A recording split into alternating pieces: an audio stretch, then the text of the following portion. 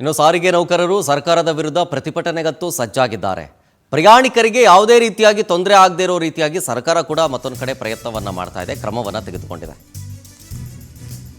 ನೌಕರರ ತುರ್ತು ರಜೆಯನ್ನ ಹೊರತುಪಡಿಸಿ ಉಳಿದ ರಜೆಯನ್ನ ರದ್ದುಪಡಿಸಲಾಗಿದೆ. ಇನ್ನು ಇವತ್ತು ಬೆಳಗ್ಗೆಯಿಂದ ಮೆಜೆಸ್ಟಿಕ್ ಅಲ್ಲಂತೂ ಏನು ಸಮಸ್ಯೆ ಇಲ್ಲ. KSRTC BMTC ಬಸ್ಗಳೇನೋ ನಾರ್ಮಲ್ ಆಗಿ ಓಡಾಡ್ತಾ ಇದೆ, ಏನು ಸಮಸ್ಯೆ ಆಗಿಲ್ಲ. ಇಲ್ಲಿ ಸದ್ಯ ಸಂಚಾರದಲ್ಲಿ ಯಾವುದೇ ಬದಲಾವಣೆ ಅಂತೂ ಕಂಡು ಬಂದಿಲ್ಲ ಟಿಲ್ ನಾವು. 11 ಗಂಟೆ ನಂತರ ಫ್ರೀಡಂ ಪಾರ್ಕ್ನಲ್ಲಿ ನೌಕರರು ಪ್ರತಿಭಟನೆ ಮಾಡಲಿಕ್ಕಿದ್ದಾರೆ. ಆ ಸಂದರ್ಭದಲ್ಲಿ ಸಂಚಾರದಲ್ಲಿ ವ್ಯತ್ಯಯ ಉಂಟಾಗಬಹುದು. ಯಾಕೆಂದರೆ ತಮ್ಮ ಕೆಲಸಕ್ಕೆ ಆಬ್ಸೆಂಟ್ ಆಗಿ ಮುಷ್ಕರದಲ್ಲಿ ಪ್ರೆಸೆಂಟ್ ಆಗ್ತಾರೆ, ಭಾಗಿಯಾಗ್ತಾರೆ. ಸೊ ಹಾಗಾಗಿ ಟಿಲ್ ನಾವು ಏನು ಸಮಸ್ಯೆ ಆಗಿಲ್ಲ. 11 ಗಂಟೆ ನಂತರ ಕಾದು ನೋಡಬೇಕು. ಈಗಿನ ಪರಿಸ್ಥಿತಿಯ ಕುರಿತು ಒಂದಷ್ಟು ಅಪ್ಡೇಟ್ ಕೊಡ್ತಾರೆ ನಮ್ಮ ಪ್ರತಿನಿಧಿ ವರ್ಷಿತಾ ತಾಕೇರಿ ಲೈವ್ನಲ್ಲಿ. ವರ್ಷಿತಾ, ಟಿಲ್ ನಾವು ಬೆಂಗಳೂರಿನಲ್ಲಿ KSRTC ಜೊತೆಗೆ BMTC ಬಸ್ನಲ್ಲಿ ಯಾವುದೇ ರೀತಿಯಾದಂಥ ತೊಂದರೆ ಅಂತೂ ಆಗಿಲ್ಲ. 11 ಗಂಟೆಯ ನಂತರ ಸಮಸ್ಯೆ ಉಲ್ಬಣಗೊಳ್ಳಬಹುದಾ? ಜೊತೆಗೆ ಸಾರಿಗೆ ಸಚಿವರು ಮನವಿ ಮಾಡ್ಕೊಂಡಿದ್ದಾರೆ ಪ್ರತಿಭಟನೆಗನ್ನ ಕೈ ಬಿಡಲಿಕ್ಕೆ ಅಂತ ಹೇಳಿ. ಸೊ ಇದ್ರ ಬಗ್ಗೆ ಏನಾದರೂ ಪ್ರತಿಭಟನಾಕಾರರು ಡಿಸೈಡ್ ಮಾಡಿದಾರಾ ಪ್ರತಿಭಟನೆಗನ್ನ ಕೈ ಬಿಡೋದ್ರ ಬಗ್ಗೆ ಅಥವಾ ಮುಂದುವರಿಸೋದ್ರ ಬಗ್ಗೆ? ಎಸ್ ಶರತ್, ಇವತ್ತೇನು ಸಾರಿಗೆ ನೌಕರರ ಬೃಹತ್ ಬೆಂಗಳೂರು ಚಲೋ ಹೋರಾಟ ಏನಿದೆ, ಮುಷ್ಕರ ಏನಿದೆ, ಇದು ಒಂದು ರೀತಿಯಾಗಿ 11 ಗಂಟೆ ಮೇಲೆ ಸಾಕಷ್ಟು ತಿರುವನ್ನು ಪಡ್ಕೊಳ್ಳುವಂತಹ ಸಾಧ್ಯತೆಗಳು ಕೂಡ ಎಲ್ಲವೂ ಕೂಡ ಇರುವಂಥದ್ದು. ಯಾಕಂದರೆ ನಿನ್ನೆಯಿಂದ ಕೂಡ ಸಾಕಷ್ಟು ಮಾತುಗಳು ಕೇಳ್ಪಡ್ತಾ ಇದ್ವು. ಇವತ್ತು ಹೋರಾಟ ಇರುತ್ತೆ, ಜೊತೆಗೆ ನಾಳೆ ಸಂಪೂರ್ಣ ಬಸ್ಗಳು ಬಂದ್ ಆಗತ್ತೆ ಅನ್ನುವಂತಹ ನಿಟ್ಟಿನಲ್ಲಿ ಸದ್ಯ ಸಾಕಷ್ಟು ಪ್ರಯಾಣಿಕರು ಕೂಡ ಆತಂಕಕ್ಕೆ ಒಳಗಾಗಿದ್ರು. ಅಕಸ್ಮಾತ್ ಇವತ್ತಿನಿಂದಲೇ ಏನಾದರೂ ಬಸ್ನ ಸಂಚಾರದಲ್ಲಿ ವ್ಯತ್ಯಯ ಆಗತ್ತಾ ಅನ್ನುವಂಥ ನಿಟ್ಟಿನಲ್ಲಿ. ಆದರೆ ಸದ್ಯ ಮೆಜೆಸ್ಟಿಕ್ನ ಒಂದಷ್ಟು ದೃಶ್ಯಾವಳಿಯನ್ನು ಗಮನಿಸ್ತಾ ಹೋದರೆ ಯಾವುದೇ ರೀತಿಯಾದಂತಹ ತೊಂದರೆಯಾಗಿಲ್ಲ. ಜೊತೆಗೆ ಪ್ರಯಾಣಿಕರ ಸಂಖ್ಯೆ ಕೊಂಚ ಕಮ್ಮಿ ಆಗಿದೆ. ಯಾಕಂದರೆ ಸಾರಿಗೆ ನೌಕರರ ಹೋರಾಟ ಇರೋದ್ರಿಂದ ಎಲ್ಲೊಂದು ಕಡೆ ಸಾರಿಗೆ ನೌಕರರು ಕೂಡ ಗೈರಾಗಿ ಹೋರಾಟದಲ್ಲಿ ಭಾಗಿಯಾಗಬಹುದು. ಹಾಗಾಗಿ ನಮ್ಮ ಊರುಗಳಿಗೆ ಬಸ್ಗಳು ಇರುತ್ತೋ ಇರಲ್ವೋ ಅನ್ನುವಂತಹ ನಿಟ್ಟಿನಲ್ಲಿ ಕೊಂಚ ಪ್ರಮಾಣದಲ್ಲಿ ಏನು ಮೆಜೆಸ್ಟಿಕ್ ಇದೀಗ ಸ್ವಲ್ಪ ಖಾಲಿ ಆಗ್ತಾ ಇದೆ, ಖಾಲಿ ಹೊಡಿತಾ ಇದೆ. ಯಾಕಂದರೆ ಪ್ರಯಾಣಿಕರು ನಾನು ಈಗಾಗಲೇ ಹೇಳ್ತಾ ಇದ್ದೆ, ಬಸ್ಗಳಿಲ್ಲ ಅಂದರೆ ಊರುಗಳಿಗೆ ಹೇಗೆ ಹೋಗೋದು ಅನ್ನುವಂತಹ ನಿಟ್ಟಿನಲ್ಲಿ. ಮತ್ತೊಂದು ಕಡೆಯಾಗಿ 11 ಗಂಟೆ ಮೇಲೆ ಫ್ರೀಡಂ ಪಾರ್ಕ್ನಲ್ಲಿ ನಡೆಯುವಂತಹ ಮುಷ್ಕರ ಏನಿದೆ, ಆ ಮುಷ್ಕರಕ್ಕೂ ಕೂಡ ಸಾಕಷ್ಟು ನೌಕರರು ಭಾಗಿಯಾಗುವಂತಹ ಸಾಧ್ಯತೆಗಳು ಕೂಡ ಇದೆ. ಮತ್ತೊಂದು ಕಡೆಯಾಗಿ KSRTC ಬಸ್ ಸ್ಟ್ಯಾಂಡ್ ಒಳಭಾಗದಲ್ಲಿ ಒಂದಷ್ಟು ಪೊಲೀಸ್ ಕಟ್ಟುನಿಟ್ಟಿನ ಕ್ರಮವನ್ನು ಕೂಡ ವಹಿಸಲಾಗ್ತಾ ಇರುವಂಥದ್ದು.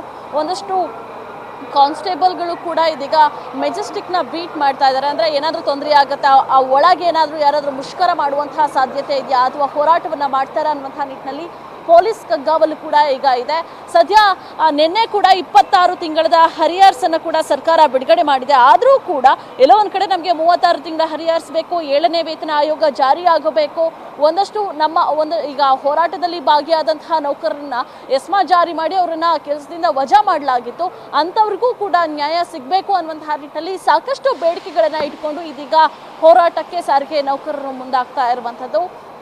ಹಾಗಾಗಿ ಇವತ್ತು ನಡೆಯುವಂತಹ ಸಾರಿಗೆ ಮುಷ್ಕರದಲ್ಲಿ ನಾಳಿನ ಭವಿಷ್ಯ ನಿರ್ಧಾರವಾಗುತ್ತೆ. ಅಕಸ್ಮಾತ್ ಏನಾದರೂ ಅವರ ಬೇಡಿಕೆಗಳು ಈಡೇರದೇ ಇದ್ದರೆ, ನಮ್ಮ ಬೇಡಿಕೆಗಳು ಈಡೇರಿಸುವಲ್ಲಿ ಸರ್ಕಾರ ವಿಫಲವಾದರೆ, ಬರೀ ಆಶ್ವಾಸನೆಗಳನ್ನು ಕೊಡೋಕೆ ಮಾತ್ರ ಸರ್ಕಾರ ಸೀಮಿತವಾದರೆ, ನಾಳೆ ಸಂಪೂರ್ಣವಾಗಿ 4 ನಿಗಮದ ಬಸ್ಗಳು ಕೂಡ ಬಂದಾಗತ್ತೆ. ಯಾವುದೇ ಬಸ್ಗಳು ಕೂಡ ಸಂಚಾರವನ್ನು ಮಾಡೋದಿಲ್ಲ. ಮತ್ತೊಂದು ಕಡೆಯಾಗಿ ಸಾರಿಗೆ ಸಚಿವರು ಕೂಡ ಇದೀಗ ಮನವಿಯನ್ನ ಮಾಡ್ಕೊಂಡಿದ್ದಾರೆ. ಎಲ್ಲರೂ ಕೂಡ ಅಂದರೆ ನಿಮ್ಮ ಬೇಡಿಕೆಗಳನ್ನು ಈಡೇರಿಸೋಕೆ ನಾವು ಕೂಡ ಪ್ರಯತ್ನವನ್ನ ಪಡ್ತೀವಿ, ಜೊತೆಗೆ ಯಾರೂ ಕೂಡ ಹೋರಾಟದಲ್ಲಿ ಭಾಗಿಯಾಗಬೇಡಿ. ಮತ್ತೊಂದು ಕಡೆ ವರ್ಷಿತಾ, ಈಗ ಈ ಹೋರಾಟದ ಬಗ್ಗೆ ಜನರಿಗೆ ಅರಿವಿದೆಯಾ? ಏನಾದರೂ ಸಮಸ್ಯೆ ಆಗಿದೆ ಅಂತ ಹೇಳಿ ಪ್ರಯಾಣಿಕರನ್ನ ಮಾತನಾಡಿಸ್ಬೋದಾ? ಇದರ ಜೊತೆಗೆ ಅಲ್ಲಿನ ಸಾರಿಗೆ ನೌಕರರು ಕಾಣಿಸ್ತಾ ಇದ್ದಾರೆ, ಅವ್ರ ಹತ್ರ ಏನಾದರೂ ರಿಯಾಕ್ಷನ್ ತಗೊಳ್ಬೋದಾ ಅಂತ ಪ್ರಯತ್ನ ಪಡಿ.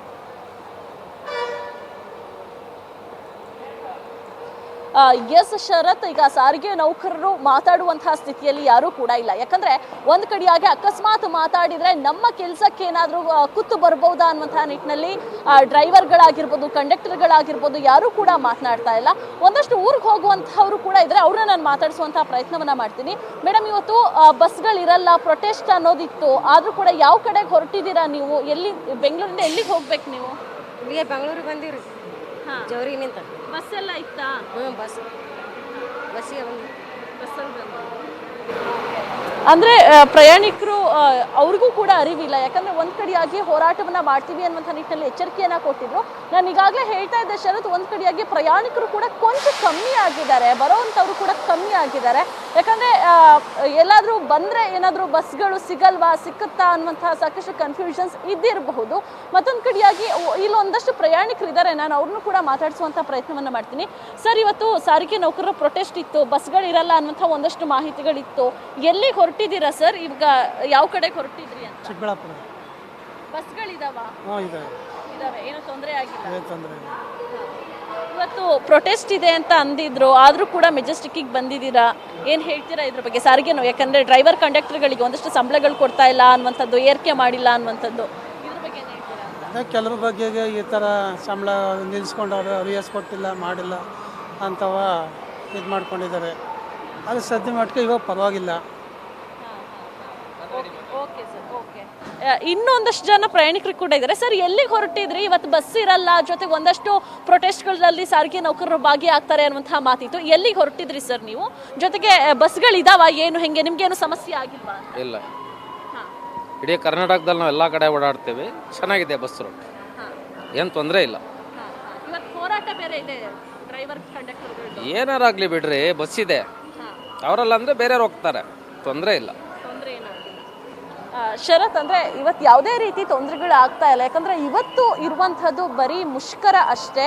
ಒಂದು ರೀತಿಯಾಗಿ ಒಂದಷ್ಟು ಮೀಟಿಂಗ್ಗಳನ್ನ ಮಾಡೋದು, ಒಂದು 4-5 ಸಾವಿರ ನೌಕರರು ಸೇರ್ತಾರೆ. ಅದಾದ ಬಳಿಕ ಅಲ್ಲೂ ಒಂದಷ್ಟು ನಿರ್ಣಯ ಆಗುತ್ತೆ. ತಮ್ಮ ಬೇಡಿಕೆಗಳು ಏನೇನಿದಾವೆ, ಏನೇನು ಈಡೇರಿಸಬೇಕು, ಸರ್ಕಾರದ ಒಂದಷ್ಟು ಮನವಿಗಳನ್ನ, ಸರ್ಕಾರವನ್ನ ಹೇಗೆ ನಾವು ಗಮನ ಸೆಳಿಬೇಕು ಅನ್ನುವಂಥ ನಿಟ್ಟಿನಲ್ಲಿ ಒಂದಷ್ಟು ಮೀಟಿಂಗ್ ಇದೆ. 4 ಗಂಟೆಯ ಒಳಗೆ ನಿರ್ಧಾರ ಆಗುತ್ತೆ ನಾಳೆಯ ಒಂದು ಹೋರಾಟ ಯಾವ ಥರ ಇರುತ್ತೆ.